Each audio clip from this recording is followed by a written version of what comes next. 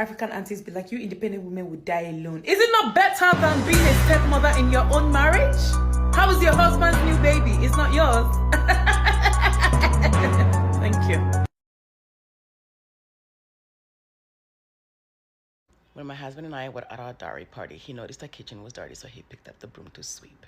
Within 3 minutes of him doing that, 4 aunties, my sister, and everyone around was running over to snatch the broom out of his hand, freaking out, asking him, why is he in the kitchen?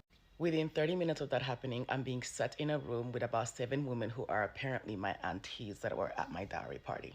And so began the lecture of how a wife behaves.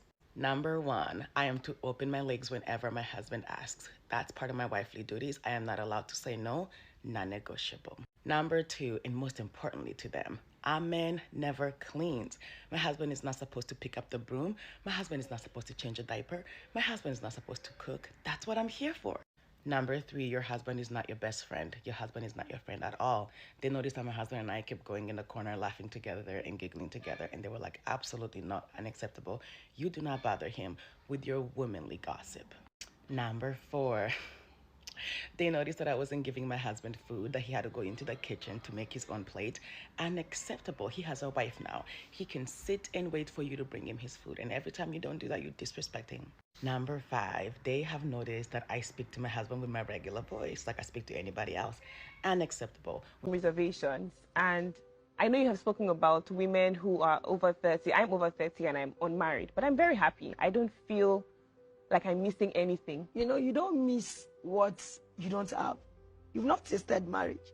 And that's why you think you're not missing it. You are happy, so you Very say. happy, actually. But deep within you, are you really happy? I'm very happy. I feel there's so much more to do than being married. And I'm very happy for those that are married. I'm very happy for those who found it early or those who found it at any point in time in their lives. But deep within, I feel so complete with myself. Okay, free. I That's feel, the word. Maybe You not want to be free. But do your friends feel secure with you around their husbands? It is always interesting when you see the older generation of African women uphold patriarchy. When she says that you cannot miss what you do not have, I mean, we saw the struggles of our mothers and our grandmothers. We don't need to be married to realize the devastating impact of marriage on women. And so we don't need to be married to know the impact. We saw the struggles of our mothers. We saw the struggles of our grandmothers. And because we have the opportunity to choose different, we are choosing different. Have you seen married women? I mean, they are stressed. They give up their hopes, their dreams, most of them just for their kids and their family. And the same is not for married men. Married men can have an opportunity to do a master's, to do a PhD, and go ahead and do it with little or no interruption. But married women always have to account for their family, their children, the age of their children before they make a move to advance their career or pursue their dreams and goals. And when she says that she's happy, she is.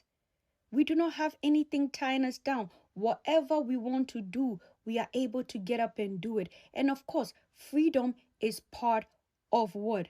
Being happy. But for you to say that she is free, it means you understand that marriage is bondage for women. Marriage is an institution of bondage for women. And you rightly said that. Because being free is part of being happy. And so, dear African aunties and African mothers and African grandmothers, you need to interrogate your own life and understand that you have been socialized to internalize patriarchy to the point where you have become an oppressor of your own gender.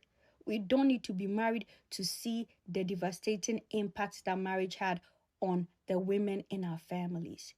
Looking at our grandmothers and our mothers, it was enough proof for us to be able to say that we are happy without being married.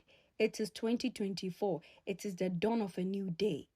Instead of making African women feel bad for not being married and making it look like, oh, we are missing out on something, raise African men to be healthy partners. Raise African men to be more than providers. They need to be a good and a quality life partner. They need to be active in the life of their children. They need to do domestic work.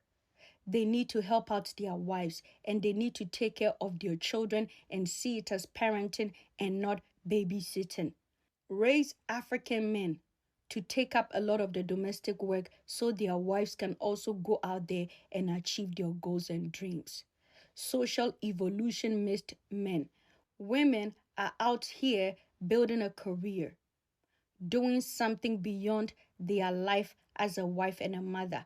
But men are stuck on being only providers and not being quality life partners, and that is the problem. These days, women are contributing financially to run the home because most men cannot take care of their wives and their children with their income. Yet, men are not doing better in terms of helping out in the domestic front, being healthy emotional partners who are available to create the space for their wives to be vulnerable and emotionally bond with them. And men are not being equal partners in the domestic sphere. That is what we are supposed to be talking about. Raising African men to strive beyond being providers. My name is Dr. Zita. I am a sociologist. If you're not following, guess what? Hit the follow button. Let's talk about narcissistic, toxic, high conflict in-law, mother-in-law, sister-in-law, sibling, in-law, family. I did a video already on this, but it's like this type of dynamic breeds the ground for your marriage to not work. And even talk about toxic friendships around your partner, toxic female friends also around your partner that are there to undermine your relationship, because whether it's a sister-in-law, a mother-in-law, a friend of the man that you're with, the thing that happens is if they have not had a relationship such as yours, they see you guys thriving, raising your kids, building businesses, doing great things. Oh my God, when I say they will work tirelessly to undermine you, and if that man you are is also not strong spiritually, like I say in my videos, ladies, you cannot pray a man out of certain mindset, because when you're marrying, especially in my culture, you're marrying not just a man, you're marrying into the family. I share my story and I share these things sometimes to just bring light to any young lady who is thinking about going into marriage, especially from Africa, you're from Ghana, Nigeria, whatever. Be very mindful and vet not just the man, but vet their families, vet their surroundings, vet his friends, especially to his female friendships. And even some people he works with, finances, they're jealous of your finances. They will do anything and everything to undermine it. Some of these women will cook.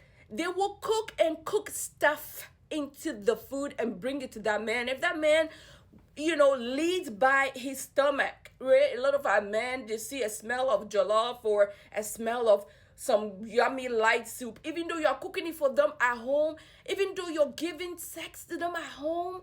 We say men like sex, they are selfish, but you, the woman, you are selfless. You're giving all of that at home. You're doing your best to keep the home as homey can be for this man, but this man will go out there and act like they don't get anything from you. They act like a monster at home, and when they're out there, they show a different framework of themselves to the world, and whatever they are saying to their friends or their sisters, their mothers and their friends, is a reflection of how they see you. Now they're painting you a certain way to those people, and spiritually, energetically, those people will be coming at you a certain way. They are working tirelessly to get you out of the way. And sometimes some of these things, if you allow it can take years, even decades, before you realize, my God, I'm working against a current. I'm working against a system. I'm working against legions. Like, these are spiritual entities, and some of these people are even into spiritual stuff. Like I said, they might cook stuff for him, put stuff into his food to confuse him, to lure him, to manipulate his mind, psychology, his spirit, his mindset against you. The way he supported for you from the get-go, they start to change and switch up and completely go haywire, destroy everything that you build. I've experienced this, like, Philly, show you pepe when I'm saying it. Wake up and don't be like, oh, not my man. Be wise, be smart. Look, always be on the lookout. Sleep with one eye open. Look like this is a mission. You are a mission. Don't be over there crying. Oh my God, what is going on? You're crying. You don't love me no more. Ain't gonna go nowhere. The more you do that, the more they're gonna try to hate on you. I've learned this the hard way. Don't be selfless. Don't be nice. And don't be nice to the in-laws either. I was there like trying to be nice, buying them things on their birthdays, buying them things on Christmas without them asking. If they're not asking for help, don't go. If you don't cook, don't cook. Order it, for God's sake. Get them McDonald's. Don't be nice. Like, you're nice, but people are still gonna hate on you. You might as well be you. Be you. Actually, read a book. Be you. Be you. Just be you. People will hate on you whether you're nice or not nice. So just be you. Even if you're at the core, people perceive you as not being nice, then don't be nice. I'm not here for anybody to like me. Period. I've learned that. And I had to learn that the hard way in my big old late 30s into 40s. And I woke up and I'm like, damn.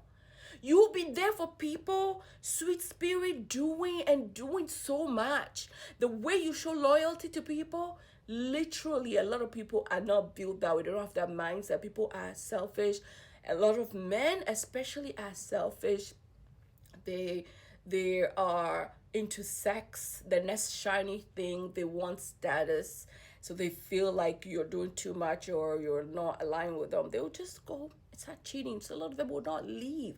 And they start talking. They'll just like pack up and go into a whole place, a whole country, a whole continent, a whole whatever. They'll move away with their new vulnerable thing, or they can manipulate and they can control.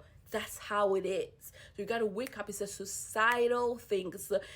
You can't change it, and you have to preserve yourself.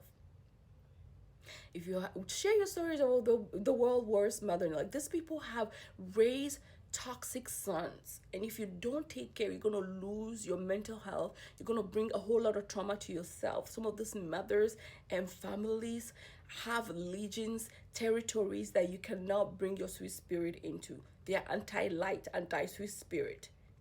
They preserve yourself. If it means during those time while you're preparing, make an account, save money on the side that you can save yourself from. Heck, I saw a creator who was saying, before you have a baby with a man, let them pay you like $30,000 so you have it on the side. If they start to run away or switch, or God forbid they get unalive or whatever, before they unalive you have some money to depend on. Like, you got to be smart getting into it, especially if you have kids with a man. Make sure you're safeguarding yourself and your children and the future of your children. Some of these mothers want their sons to be with women that they feel are more controllable. And like in my culture, some of these women with these mother-in-laws will want their sons to be with women from the same culture, like Amewe and Ga. And my ex, for example, is Ashanti. So who knows? Maybe mother wants him to be with an Ashanti woman because I roll differently. Like, it's sometimes even tribal. Even religion is a thing in my culture. So, but when you wake up to, you see it. It's okay, lady. It's okay to, like, stop being so nice. Stop doing too much. Your mother-in-law comes to stay with you. It's not now time you're cooking fufu. You're trying to do too much. Like I said, order them McDonald's, order them food from the woman down the street. Now you're coming to do the whole year. They're not going to like you even when you do all that. You are leaving your bedroom and saying your mother-in-law should stay in your bed. Sleep in your bed and sleep. Give them the guest room, the couch. Don't do that. Some of our aunties have been there, have done that, have done too much, and we're still at the end of it, lost in it. And if you're in a marriage, it's like 15, 20 years, I've been with my marriage. How much are you doing to preserve that marriage that you say it has longevity? Are they doing as much as you are doing, lady? I'm talking to you. You're doing so much. He's cheating on you. He's having children all over the place. And that mother knows that this man is doing that. They're not talking to their sons and say, hey, what are you doing is not right. There are elderly men in the community who are not even calling this man to be accountable. They are friends, men who are doing the same like-minded thing. They're not calling their men friend, be like, oh, what are you doing to that woman? It's not right. They're not talking. They're passive because they themselves are doing the same things. And these mothers know that their sons are up to no good and being wicked to you. They don't care. They want them to get access to their money, so they will enable them. They not even call them accountable. So you have to be wise enough to safeguard yourself. And when you see it and see the patterns, it's not everybody. Some people are lucky and maybe they get into good marriages, good with good men who are with them forever. But when you are having to do so much and twist yourself into a pretzel in order to, and it's okay if you can't have children. Don't force your mother-in-law and say, why can't you have children? Why can't you two children? It's okay. Your path in life is not everybody's path, and be unapologetically okay with it. Look at me going on to 10 minutes ranting on this toxic mother-in-law story. Share your stories. Own your story. Okay, bye.